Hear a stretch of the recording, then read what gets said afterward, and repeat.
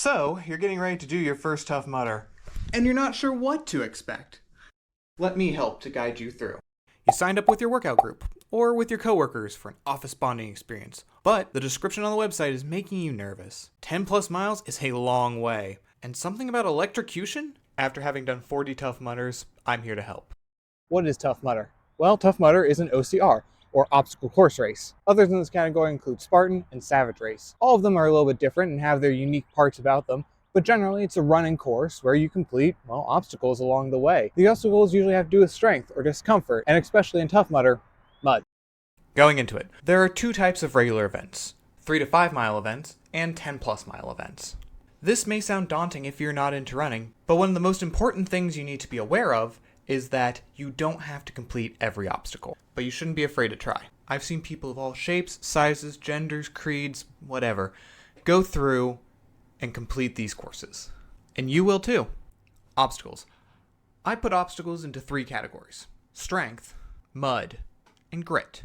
Strength obstacles include things like Funky Monkey, Berlin Walls, Skid Mark, and more. These are pretty straightforward when it comes to completion. Just grab on and pull yourself up. Many of these, though, can be completed with teamwork, having your friends boost you over Berlin Wall, for example.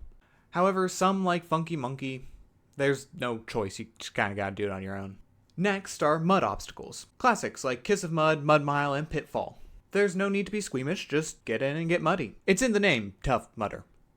Finally, they're the ones I call grit obstacles. These are obstacles that are on course to make you feel uncomfortable. These are the crux of Tough Mudder, and what makes it different than other OCRs.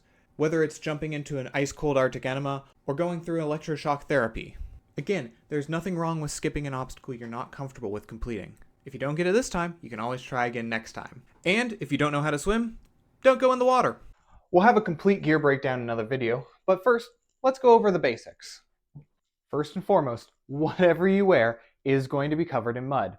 It is inevitable, and mud is heavy. For that reason, I highly recommend getting spandex, at least for your undies.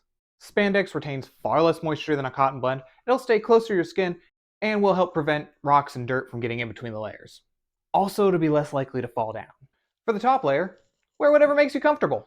Some groups like to go through in themed graphic tees. I've known people to go through in costume. Some of the most important pieces of gear you can have are your footwear. When it comes to socks, I like knee-length compression socks. These do the best job at staying up, staying comfortable, and not getting rocks in. Rocks in your shoes is going to happen. Rocks in your socks? Far worse. As for shoes, any old pair will do. They do make specialty pairs for events like this, but if it's your first time out, you don't need them. Now, if your shoes are literally falling apart with rips in the seams and holes in the toes, they might not be the best pair to bring. You can try duct taping them, but no matter how well you do, it'll only last a few encounters with the water. From there, wear whatever you like.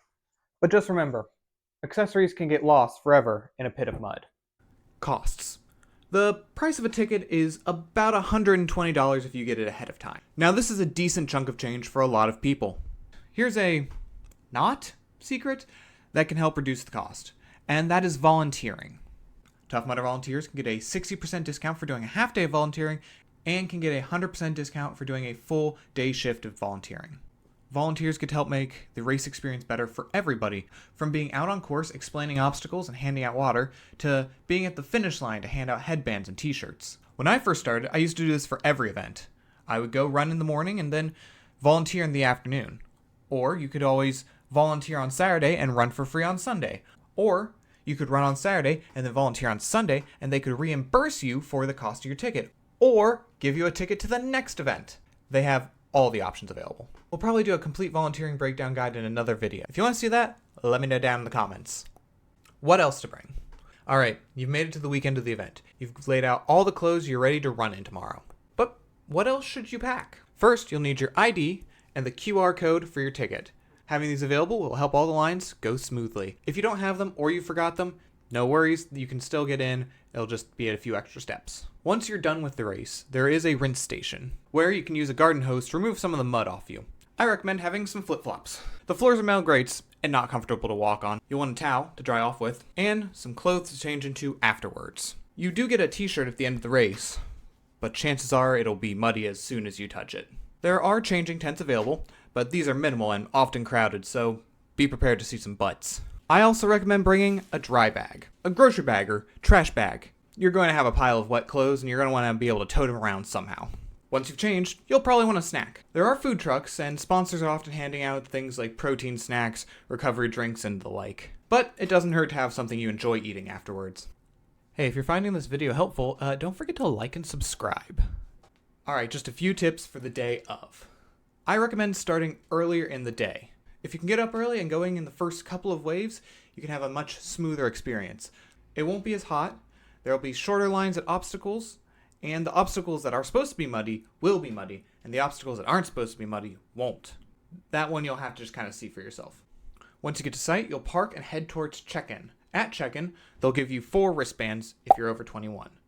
The orange one is your admissions ticket for the day. Wear that. The white one matches the orange one. That one goes on your bag so you can use the free bag check, and they know you're not stealing your own bag at the exit. They also give you a black one, which says you're over 21, and a green one, which is for the free beer at the end.